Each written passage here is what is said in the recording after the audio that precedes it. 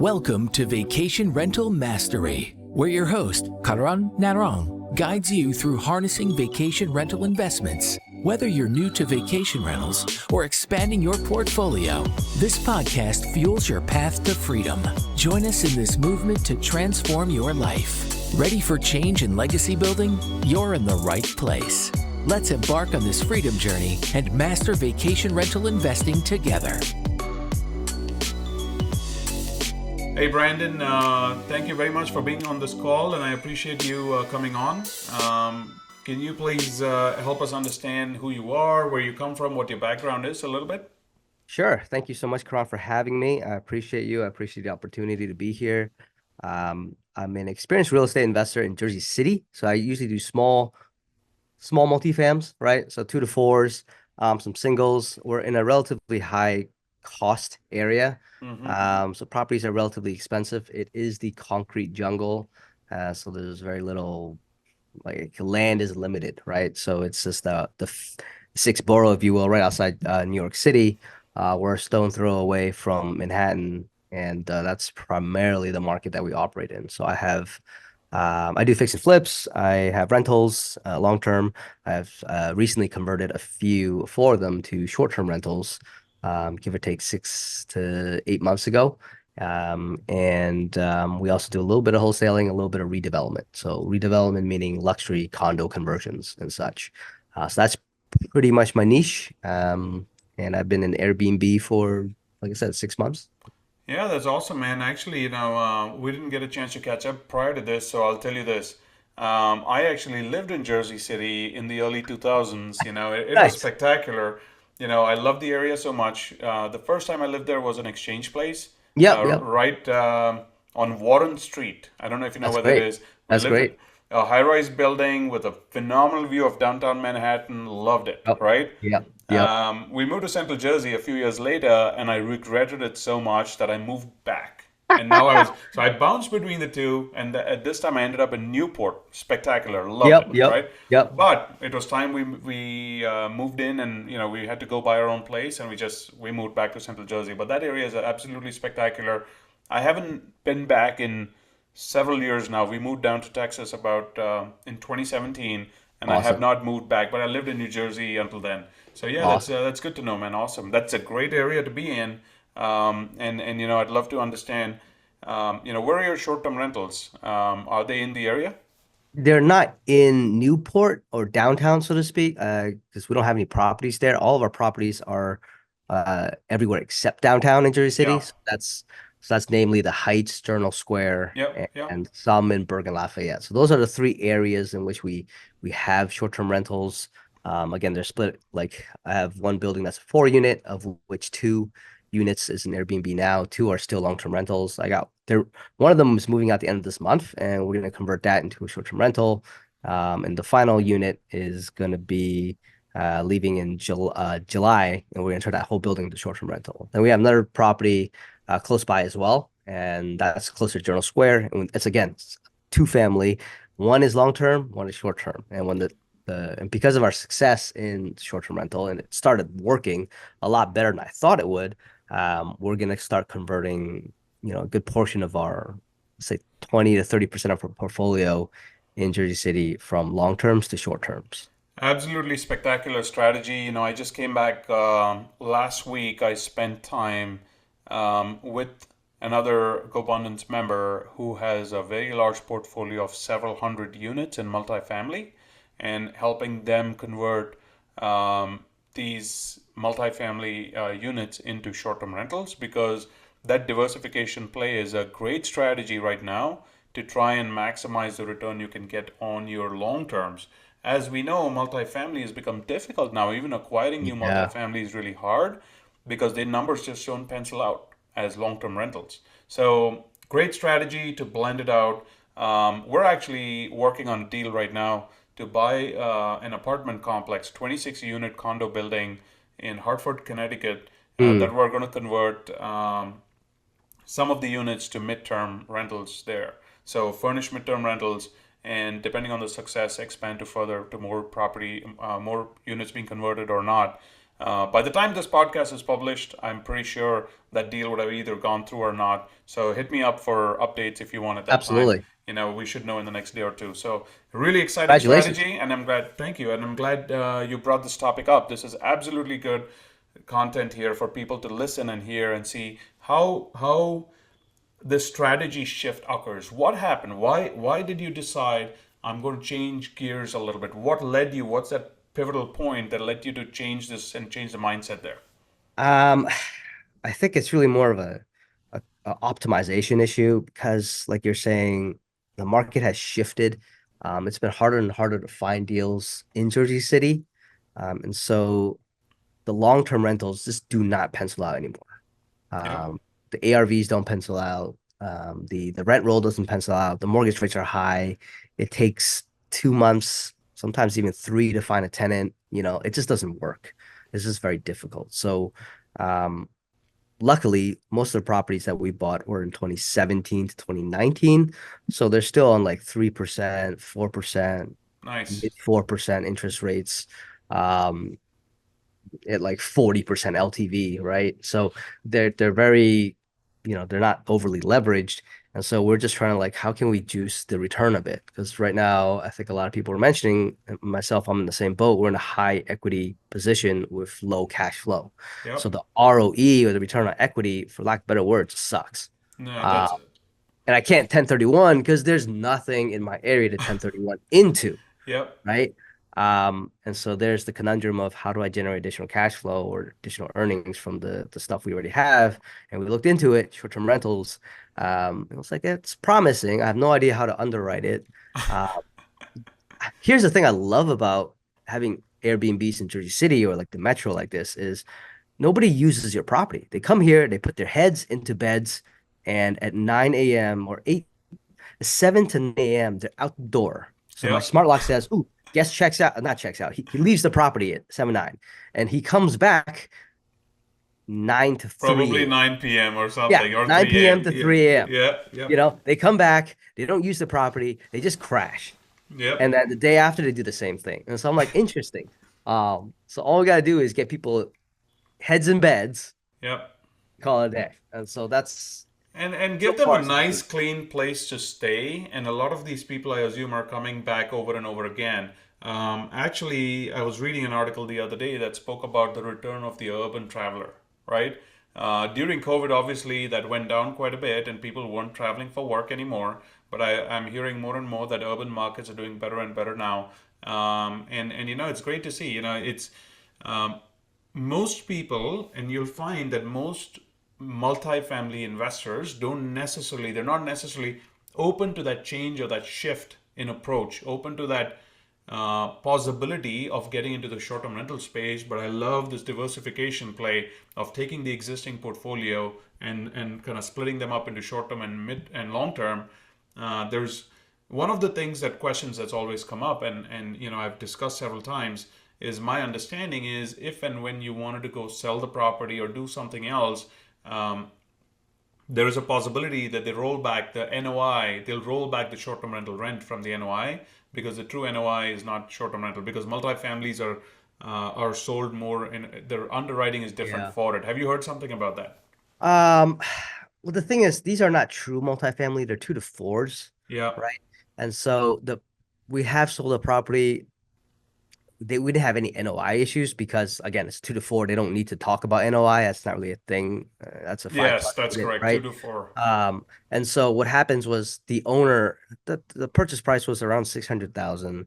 It's a C plus area, Okay. uh, 600,000.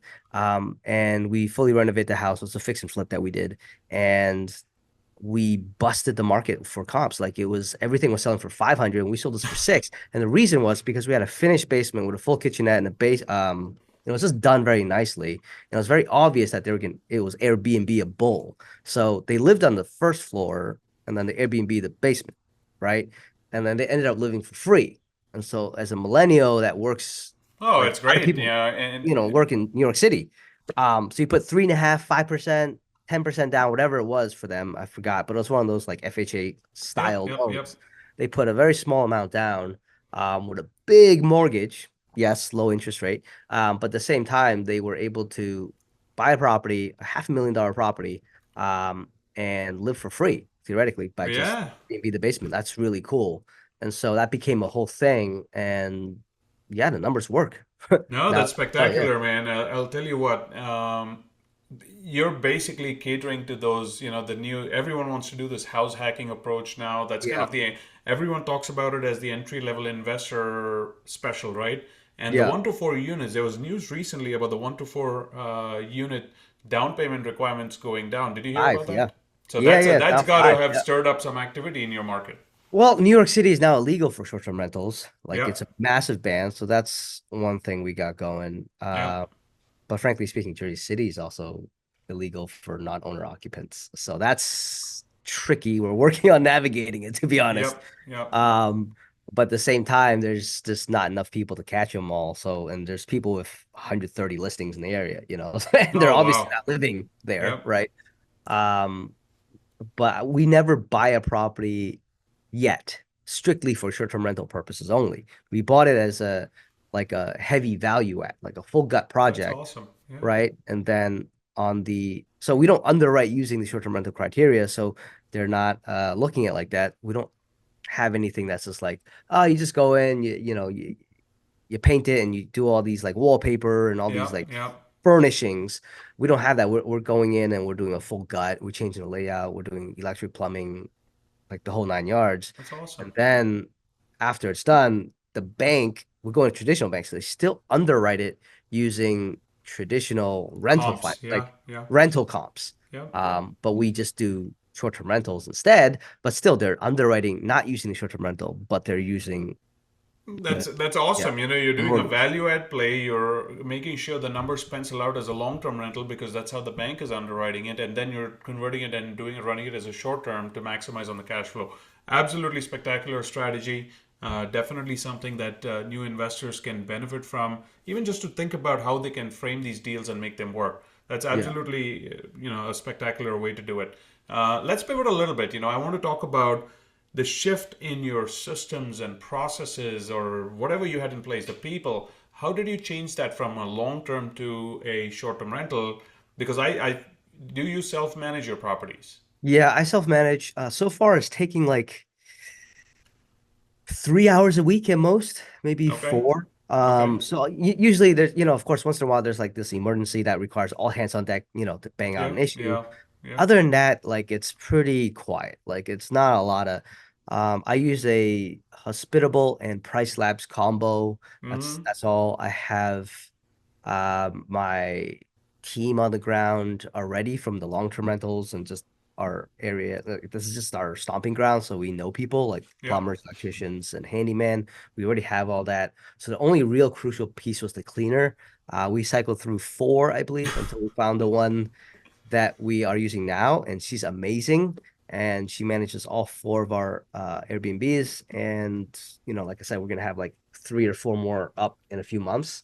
And then from there, we probably will just document EOS style everything on Traineo, which you already have a subscription for, and just give it to a VA to help. They're not going to take over the whole thing because I don't think I trust somebody to do that yet.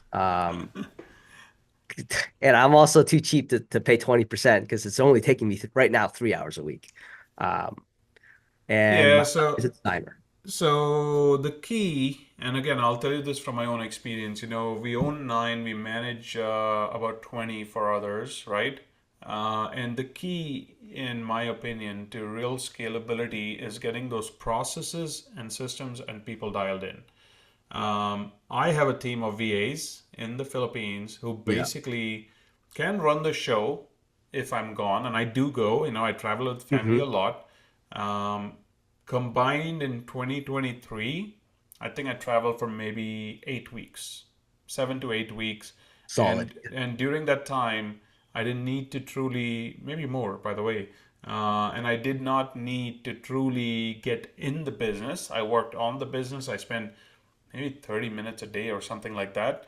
And I did need to work on day to day operations because those systems and processes and SOPs, once they're put in place, and if you have a team of trained VAs who can handle it, it works really well. Now, again, Yeah. I have four VAs in the Philippines who are helping with all Wow. of this, and Wow. we're That's a lot. Yeah. continually growing it, right?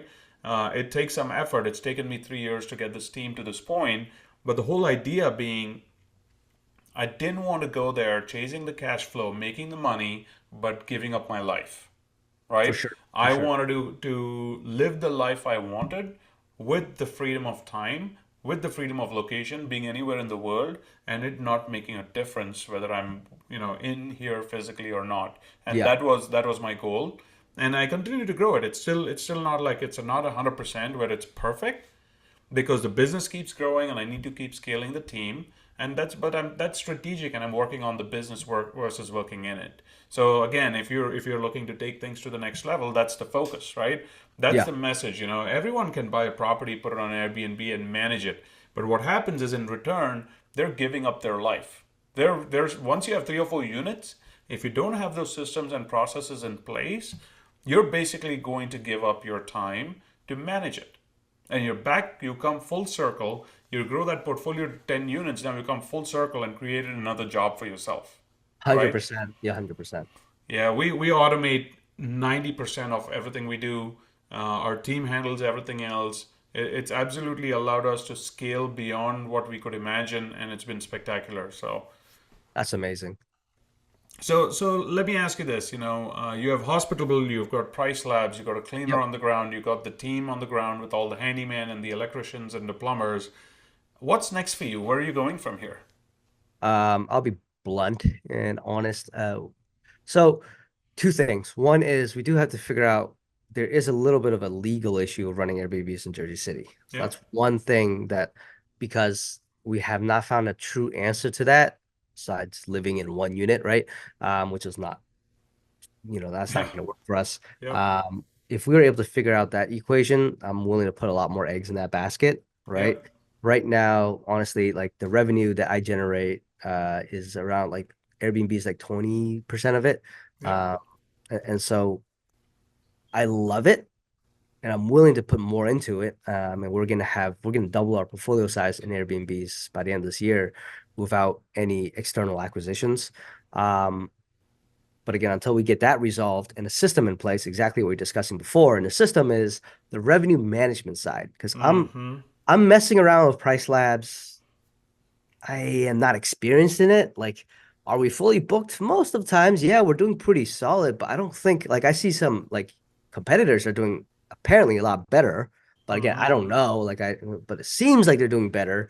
And I'm trying to figure out how to have a process in place and a framework in place to systemically, on a regular basis, monitor price labs, and make adjustments to that, so the revenue management side to optimize everything so that it's always in a good spot. That's one. Second is improving our actual operations on the ground, which again, because we have the right people in the right seats, the cleaner is just phenomenal. It really takes most of the work out. However, it's not structured enough. We'd like to have like a booklet of like this is the checklist you got to do on the turnover. Mm-hmm. These are I want 6 towels for these guests instead of 4, right? Like these minor details that I think will really improve the guest overall experience is something we have not yet implemented, for lack of a better word. Right now, it's a little bit YOLO. Um, and we wanted to make it turn more from a hobby, like you said, into more of a business. But again, once I solve this whole issue with the legality, then the next step is just creating the SOPs and putting the right people in the right seats. No, that's awesome. And I'll tell you what, revenue management by far hottest topic in the STR market right now, because the market has slowed down some, right? And unless you're actively managing this revenue, you're actively marketing the properties, you're actively bringing past guests back into your units, it's very hard to make money. It's difficult. It's gotten a lot harder, right? So yes, it is on people's minds, top and center of their mind right now as to how to manage revenue. The other thing I'm going to also tell you is, you said you have 4 units currently, right? Right now, yes. And you're going to double that by the end of the year. Yes, just This is organically. Yeah. the revenue management function is essentially a full-time job. Okay, you're Mm. going to do that on a daily basis, understand the trends, understand the market, understand your competitors, and truly monitor it. This is an everyday function. It may not take 8 hours, but it's an everyday function, something that needs to be done so you can tweak and catch the market when and where it is, right? At the peak. Mm. Because if you miss that peak window, you're going to end up discounting those nights and staying, getting lower revenue into for the properties, and that's not optimal. So That's what we I found. hope. Yeah. Yes, and Yep. if all you do for starters is to make it a part of your daily ritual, I'm going to spend 30 minutes a day. That's all it takes. If you really spend 30 minutes to an hour a day to sit down and monitor the revenue, look at the numbers. If you've got, when you go into next year, do last year versus this year, compare with your competitors, Mm. compare with the market, understand the pacing, how far out are properties getting booked. Is the norm in my market that we get booked 3 weeks out, or 4 weeks out, or a month out, or 2 months out? You need to understand it, because if 80% of the population is booking 3 weeks out, and a month out you're feeling like, hey, my property isn't booked, it's not booked because 80% of people are booking 3 weeks out, right? So you do need to wait. You may think, oh, my property's not booked, I'm 4 weeks out, let's drop the prices. Now you get to 3 weeks out, that's when most people book, and guess what happens? Your property gets booked first. You feel good, but what did you lose? That's what happened. a hundred But it's percent a learning experience. Thankfully, the numbers are still juicy. Uh, Yes. but I was like, oh my God, I'm fully booked for 2.5 months out. I don't think that's a good thing. I think my No. occupancy was too high. And then other cases like, oh my God, like I'm unbooked and it actually stays unbooked. I'm like, shit, I should have dropped the price a little bit more. It was, and so Yep. it's a constant game. And I'll admit, like I'm probably doing price labs.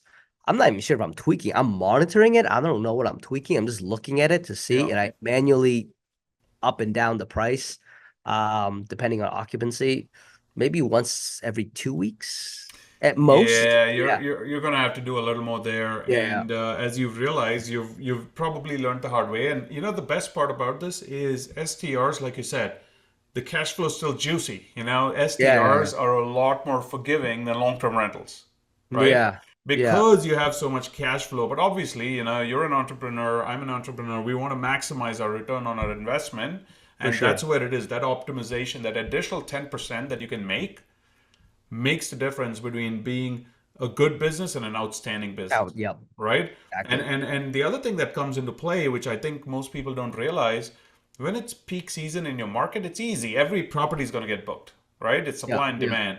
But the hosts that truly stand out and outperform the market are the ones who are able to generate additional revenue and maximize their stays in the off season. It's that shoulder season and the off season that makes all the difference, again, in being a good STR versus an outstanding STR, right? That's where the difference comes in. Yeah. I mean, we're coming off a December high, which was the best month for us ever, which is Yep. expected. And then January and February is the absolute worst months ever, as expected though, because that's what the Yep. data shows. And so we're expecting it. Um, and so I can safely say, yeah, it's very important to manage because I see a lot of other people that are not booked at all in January, and that's scary. And so I dropped the price, and like you said, because I don't monitor often enough, I think I dropped for two of my units. I dropped it way too much. It got booked full, and the guest quality has also reduced a little bit. Yeah. Um, and the headache has increased a little bit. But on the other side, the other two properties, I don't think I reduced enough.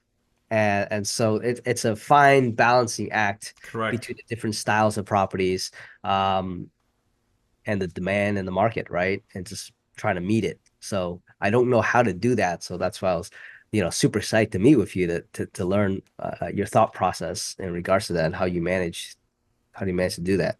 Yeah, that's where it comes down to, basically being a daily ritual, right? Mm. When you see the movement and you look at your competitors, and what happens is, literally, have you set up your comps and price labs and you're looking at your competitors and all that stuff? Yeah, to a certain extent, yes. Again, they're not 100%.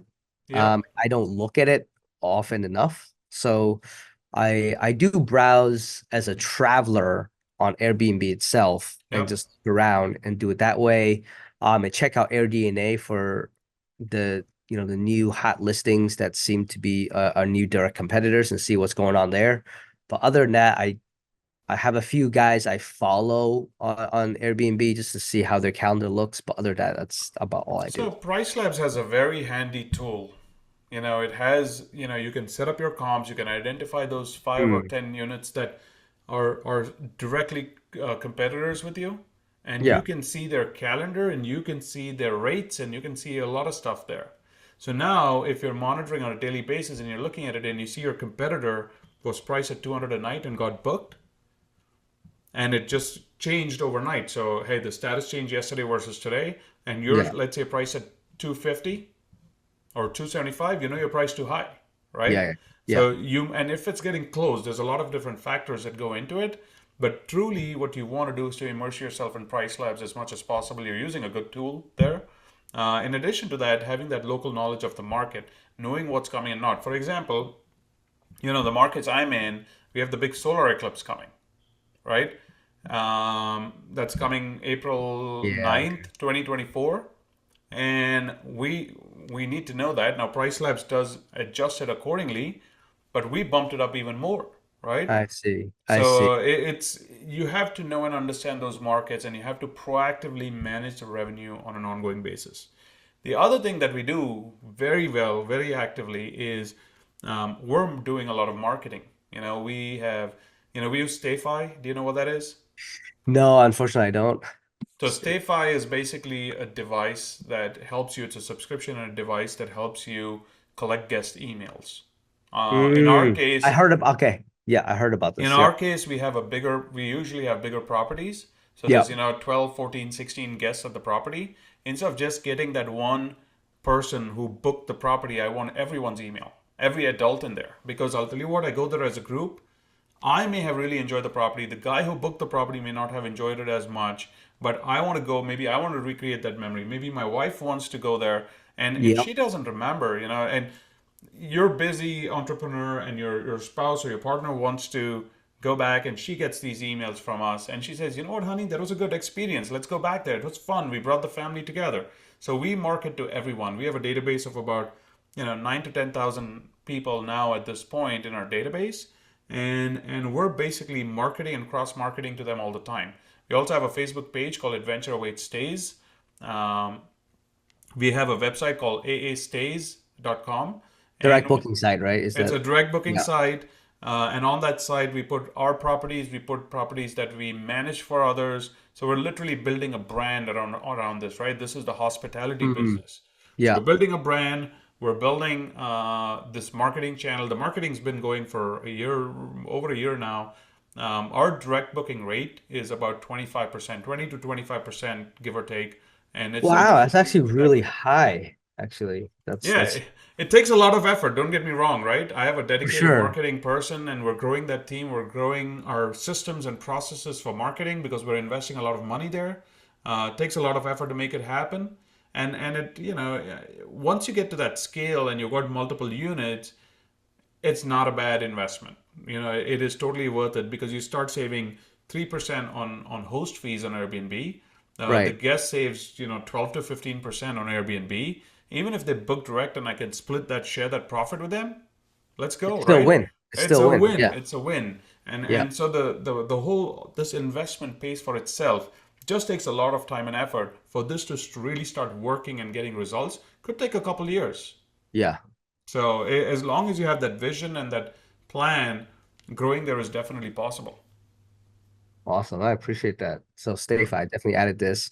Um, we have not yet received any repeat bookings. So I'm very interested to And you see. won't, and you won't Yeah. unless you do things very proactively.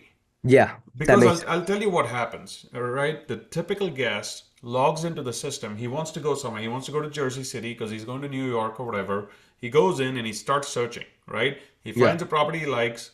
He clicks it. If the property stands out, really stands out, he may remember I stayed there. People even spend so much time, oh, I need to name this property. They spend a couple of weeks trying to figure out a name for the property. Yeah. Nobody remembers your name. Yeah. Nobody remembers what the property name was. People Yep. don't remember this stuff. The problem is that when the guest comes and stays at your property, when they're looking to book again, you're not if you're not front and center for them, if they don't remember, the purpose of marketing is, in my opinion, not necessarily for someone to actually click and book when you send them the email, right? Because a Mm, person is only going to click and book when you send them the email if and when they're ready. The timing's got to be perfect. yep. Very hard to actually get that email to that person on that date when they are actually ready to book.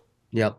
So the whole purpose of marketing is to build that following, to stay front and center in their minds and create that ongoing communication, create that mindset that, when they decide to book, they say, hey, you know what, we get that email from Adventure Waits and they offer us a discount to book direct. And I just received an Yeah. email last week. Let's go look at it. And they see these emails, right? It's that staying front and center, top of mind, is what's going to get you that booking. It's not that one email or two emails. So again, I see a lot of people, oh, we're going to go blast out this email, or I'm going to make this periodic Facebook post, right? If it's not consistent, every day, front and center of mind, the guest is not Exactly. coming back. So Yep. it's very hard to convert. The direct booking thing has probably been one of the biggest challenges for us. When I say challenge, not that it's not successful, not that we're not successful at a 20 to 25% rate in our business is actually pretty good. But our goal is to get bigger, right? So we continue to invest more money there. So it takes a lot of effort, and unless you have a portfolio that's big enough and the revenue numbers are big enough, the juice may not be worth the squeeze. Yeah. So That just seems like keep a that lot in of work. mind, right? Yeah. Yep. Very easy to go down that rabbit hole. So just keep Yep. that in mind. I initially I saw some of the stuff on it. I'm like, well, at best, I'm a part-time half foot in the door for Airbnb for now, right? You're Um, an you're an opportunistic investor in STRs, which is not necessarily a bad thing, right? yeah, You didn't set out to build a hospitality business. I didn't. That's exactly correct. Yep. Definitely Yep. didn't. We wanted to just see. I mean, during COVID, we got murdered in Jersey City. Correct. We have a few rentals down by the shore in Asbury Park, Yeah. specifically Yeah. in Monmouth County, and the pricing went up like $600 for a long-term rental overnight. Yep. So Yep. some markets like got demolished and some flourished. And so we're like, oh my God, I never knew I was so geographically, at risk.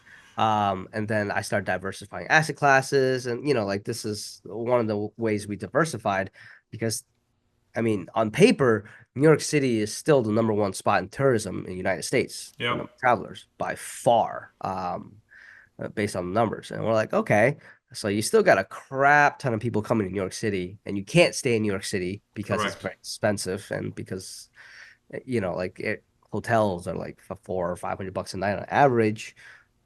We are half that at Yep. most, No, right? absolutely spectacular. I So mean, great strategy. It's awesome. Now, let me ask you this, right? Where do you see this going? Because I see multiple paths, right? I see the path where you're going to add a few STRs more. You've got the legal regulations sitting, which you need to deal with somehow. Are there regulations, or are they just trying to ban it, or are they actually working on putting in place regulations that can actually help you operate? mm, What's this path for you going forward? How are you going to keep? Because I think we both agree that this is a good thing for you and for your wealth generation, for your growth of your portfolio. It's a good sure. thing to be able to do this. But how are you going to navigate? What's that path look like for you? So in regards to STRs, our goal for the time being is to convert our existing units into STRs. We have a off-market acquisition company, and adding another, what you call it, a toolbox or tool to our toolbox for STRs, I think has been huge because that's opened up a lot of doors, for us. We're able to look at luxury renovations now and say, instead of selling it, we could actually Airbnb and cash flow it, and it Yeah. actually will cash flow, surprisingly, because long-term rentals will not cash flow like Yep. on like you could buy a brownstone in New York City, right? In Brooklyn, let's call it 50% off what it's actually worth. So it's worth 4 million. You buy it at 2 million, and the long-term rentals is like 5 grand a unit. And Yeah. so Yeah. it's not going to pencil It's not out. going to pencil out. Yeah, Yep. even Yep. at a 50% discount, meaning you have um 1.5 or $1 million in equity discount, still won't cash flow, right? Correct. So the fact that we can actually cash flow in STRs is just amazing. And so our plan is to not only consolidate the existing STRs that we have, expand our portfolio, and hit around 10 units. I think 10 to 12 is our sweet spot at most, and probably get rid of one or two of the smaller ones that we have. And in that 10, we want to just like nail down and just be the best of the best at having that specific niche, which are 3 bed, 2 bath is what I'm trying to get, Okay. which is not easy to get in Jersey City, because it's like I said, it's concrete jungle. Everything's small. Like it's Yep. everything's small. So I have a bunch of 2 1s, 3 1s, but the 3 2s are, I think, where the juice is because you can fit a ridiculous number of people in there. Like 10, you can actually fit 10 guests in there comfortably, kind of, Well, relatively. the 3-2 for me Yeah. is 8 guests typically, but Yeah. yeah, I mean, it's Yeah. possible depending on the size of the unit itself. It's definitely possible.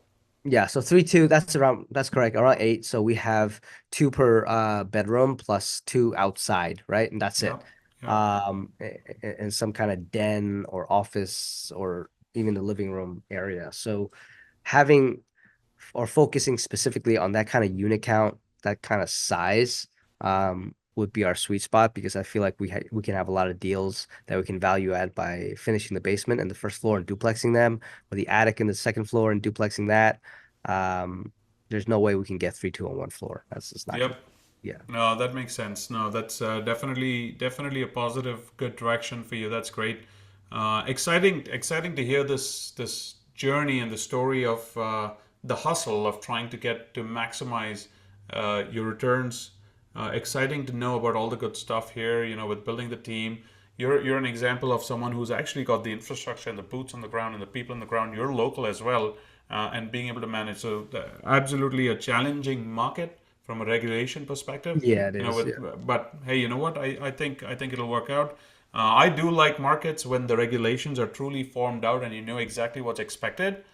The ones that are hardest hit are the ones where there's no regulations and they've kind of like temporarily banned everything, right? I think that's what Jersey City is.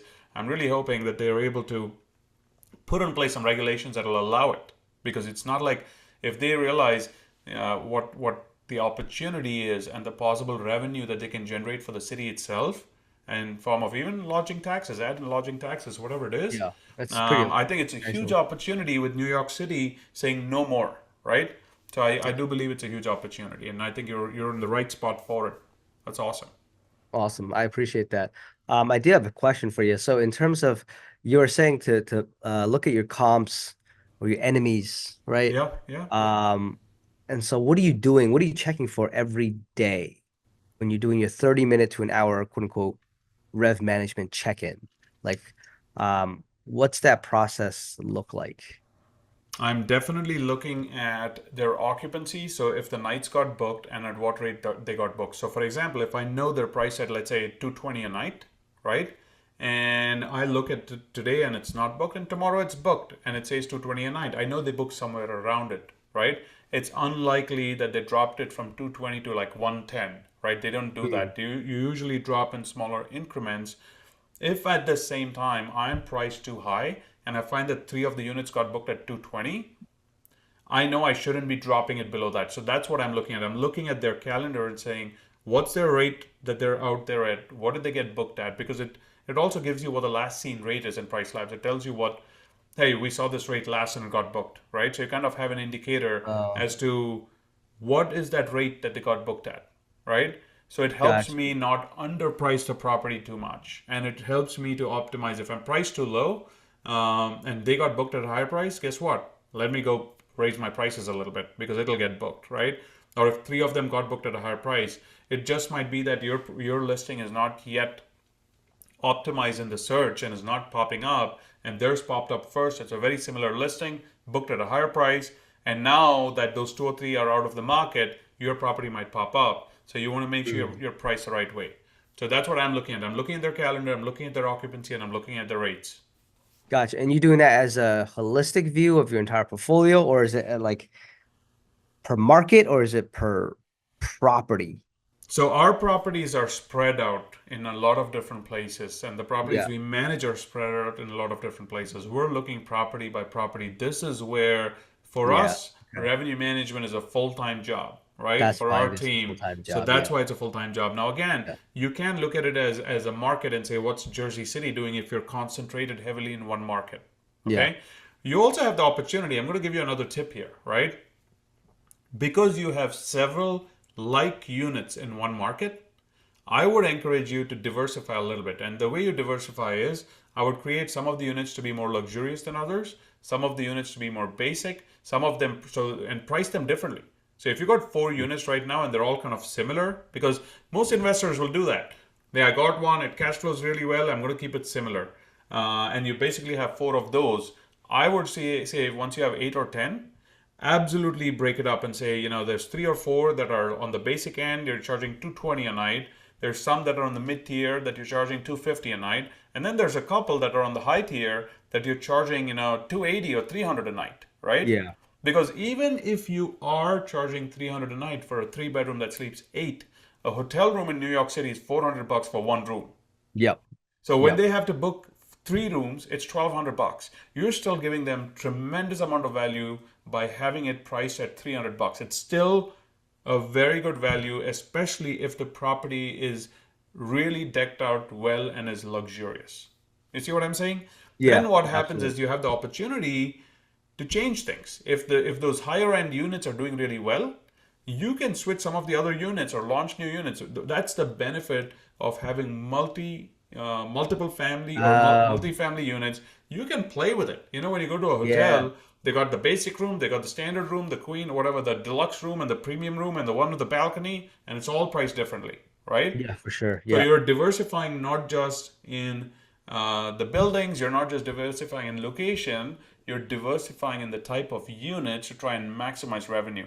End of the day for you, that unit's there, and for you to now set it up as a premium unit versus a basic unit probably is a couple grand more, but you may find that the return on investment is totally worth it because there's a lot of demand for it. You see what I'm Absolutely. I saying? appreciate that. Yeah. Yeah. We have one budget unit. It's like a studio almost. Yeah, When we moved out, we didn't spend any money on furnishing that. We took a furniture that we use ourselves personally, and we just threw it in yeah. there. It's a studio. It's not big at all. So we just threw it in there, and we let run with it. And it was kind of budget, to be honest. And so everything else we bought brand new, right? When we actually converted those into Airbnbs. So I appreciate your point in having multiple different levels of Exactly. Airbnb. That's a Um, huge, huge pro that you have that I don't, right? I mm, don't have a multifamily that I can spread out the type of amenity level or the luxury level across multiple units. And I would certainly diversify there because you need to find that right customer for you at right price point, and it may be the only thing separating you from your competitors in being able to maximize the revenue, right? Because there's always going to be the guy who's trying to book the place and says, "I like the location. The location's great, but hey, it looks too basic, and I'm willing to spend an extra $50 at that, especially at that price point." I think people will spend an extra $50 if they have to get something that's a little more luxurious, right? yeah. So we have a mixture. Um, so in the 4 units, we have a different theme for each unit, right? One is like retro revive, like just kind of retro-y, right? The Yeah. other one is a lot more boho, right? So bocation, right? And so I'm wondering if doing themes like that is the way to go, or do we go more generic, right? And do gray paint and like just nice, but like very generic, or is it the riches are in the niches, right? Or Yeah. is it just kind of like when you're doing like a C-class slip, for example, you kind of just making everything neutral, right? New Now, neutral. So what are your thoughts on that? here's my take on it. It's going to be very market specific, right? You Yeah. mentioned to me something at the very beginning of this call. The best part about this guest that you get is that they leave in the morning at 9 and may not get home till like 2 a.m. Yeah. Guess what's most important for them now? Whether it's called boho or whether it's got some other theme or whatever, what's most important to them? Heads and Take beds. what? No, you got one shot. Tell me what's most important. Oh, This is a quiz. You didn't expect a quiz, did you? nope. All right. So let me I let me think give it's it to you. heads and beds, man. It's heads and beds, But you know what? When I come back at 2 a.m. from New York City after a train ride, I want the most freaking comfortable bed I can find to get cozy in. So do not cut short on the quality of the linens or the bed or whatever, because he wakes up in the morning, gets his coffee, and heads back out, right? That the most important amenity there is going to be you're going to need really I luxurious see. linens. Theme is okay. Listen, I like the fact that there's some nice wallpaper in the back and there's a theme. That's great. Um, what I appreciate even more, because when I show up at 2 in the morning, I flip one light, keep it dim, and I go to sleep, or whatever. I turn off the lights and go to sleep. I'm not seeing most of that. I do feel that cozy bed and that comfortable comforter to make me feel good, right? If you can do that, Okay. and I wake up in the morning, I'm all refreshed, I have my cup of coffee, I'm ready to go, I would love that stay. So think about who that guest is and what they're doing. You know it. You told me that this is Yeah. the best part about it. I don't think he cares about your wallpaper, to be honest with you. But if you Okay. change that to a little bit to say it's cozy, comfortable bedding, comfortable environment, we're keeping the place at the right temperature for you, right? To make sure you get a good night's sleep, and we're giving you 8 different varieties of coffee for the morning before you head out. Yeah. I would even, put in like paper cups because they can take Ooh. their coffee to go, right? That's what people in New York City do. That's what people do in the urban Yep. areas. So disposable cups, and just like hotels, put those disposable cups with the lids and give them a K-cup machine. They'd love it. Interesting. I really appreciate that. And I'm guessing you have to make the marketing on your listing reflect that, like Exactly. The sell that. marketing and the message, who that guest is and what they value Yeah. is what you need to market to, right?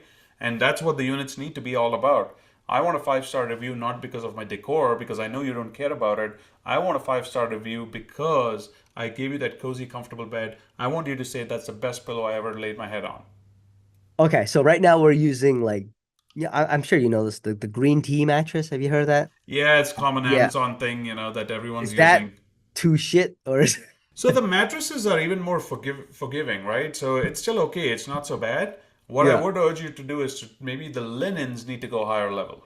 Okay. So Um, linens, we're just doing whatever has the most Amazon reviews and is pretty durable, right? And they're not like pricey, but I don't think we're cheaping out on it either. Did you have like a brand or something that you think is best or something or so we use commercial grade linens. We use this brand called Standard Textile. We get it from Host GPO.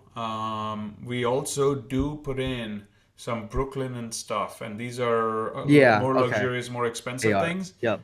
But our price point on our properties is a different level. So it's we have a property that we charge almost 3,000 a night for, right? So that has to, Um, yeah, that's it's crazy. got That's to awesome. reflect it. The amenity level has Yeah. to reflect it, right? And Yeah. again, it's that guest preference. Would you rather spend? I would rather spend an extra $1,000 on linens than putting in a fancy wallpaper. Or well, the wallpaper isn't even that expensive, but doing some crazy decor and theming of the units, I think at least if I understand your guest profile accurately, that's what I'd recommend. Give it a shot. And the best part, the next unit, give it a shot. Put in one unit or two units that have this more luxurious level, right? And give it a shot. You have nothing to lose. That's the benefit you have by converting these Mm, multi-families. You can play around, figure out what works best. The only difference is you're going to have to stay on top of it to really understand what's truly performing at the best and the top level, right? gotcha. Which you'll see over a period of time. I appreciate that. So really work on creating snapshots of not only the marketing, but the pictures of extremely luxurious bedding and great rest, right? Um, and everything centered around that, in addition to having supplementary stuff like, we have the K-cup machines and all that, and we offer different flavors. But the paper cups and all that is a super good touch. That I think is really awesome. Yeah, and Oh, yeah, if you want to kick it up a notch, I'll give you another tip. Okay. please. Um, if that's truly my guest profile, and this is the guy who's running from 9 a.m. to 2 a.m. nonstop, and he's doing that for 3 days in a row, I would even tell you to get creative and get the little liquid IV pouches. You know what I'm talking Mm. about? Yeah, yeah. The The LMNT little liquid IV. Yeah, yeah. Exactly. You've got the liquid IV pouches that you can even get from Costco or whatever. I mean, those things are cheap. I mean, under $1 each or something like that. Mm. Put those in, because now you set yourself apart. Man, I came in tired, and I was in the city. I worked my ass off. Sorry, maybe I shouldn't use that word, but okay.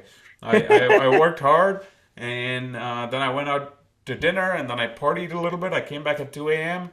The next day I was dying, and guess what? You I got my had liquid electrolytes. IV. There you go. Let's go, baby. Let's go. Yeah. Right? Rinse and repeat. But that's it. It all depends on who your guest is. Actually, that's a good point. A lot of my guests are foreign, Yeah. and Google Translate or Airbnb Translate does the translation. So I get a lot of Germans, I got Polish, I got Asians. They're not from here. They're not local. And so that's a good point though. Yeah, man. I'll tell you. You even get those things. Everybody knows liquid IV these days, or everybody Yeah. knows, like, put the Gatorade electrolytes brand. It comes in the same kind of a pouch. Everyone knows Gatorade now at this point. Yeah, So, Gatorade, yeah. so put it in, and create that experience for them. Awesome. Awesome. Thank you. That's Awesome, another man. Yeah, just that's something to think about. And yep. this is where, again, if you're going to live and breathe this stuff, and if you're going to grow that portfolio, this is the level of thinking you need to go in and say, what do I need to do? Where do I need to go from here? How do I optimize? And this little stuff will help you outperform the market. That's what you're looking for. That little edge, right? Yeah. As That's much, pretty much all we need. yeah, Honestly. yeah, We're doing pretty solid. Like I'm pretty booked. Even in I mean our market is like 30% occupancy for January. So I'm 60, something like that, 60 to 80 yeah. for most of my stuff and right now. But we just need to improve everything just a little bit and then keep doing that until it gets to become good to great, right? That's really all it Absolutely. is. Yeah. Absolutely. Well, I Well, appreciate this. Yeah, no, awesome, man. I'm glad I was able to give you a few tips on this call. And absolutely. I do appreciate you coming on. We're nearing at the end of our call at the moment, but do hit me up if there's anything else I can help with. If you are looking for any sort of coaching, mentorship, anything like that, feel free to reach out. This is just a tip of the iceberg. I've been doing this for a little bit. I've helped so many different clients in different areas. This is what I do best. This is my superpower. So if there's anything I can do for you, reach out. You know where to find me. I can absolutely help you out with what you need. I appreciate that. I think we'll definitely have a bit more of a structured list of questions and kind of figure out what exactly you think, I need help with, so to speak, and kind of just figure out like the details. And I can sync up with you at the Vermont. Right. Absolutely. Yeah, yeah. Absolutely. I'm So looking I'll see you in a forward to few meeting you. days. Yeah, man. Sounds good. Yeah. Thank All you. I right. Thank appreciate you it, so man. much, Karan. I appreciate you very much. Thank you. Thank you for joining us on Vacation Rental Mastery. Don't forget to subscribe and tune in for our next episode, where the journey to financial freedom and lifestyle flexibility continues. Here's to your success in the exciting world of vacation rentals.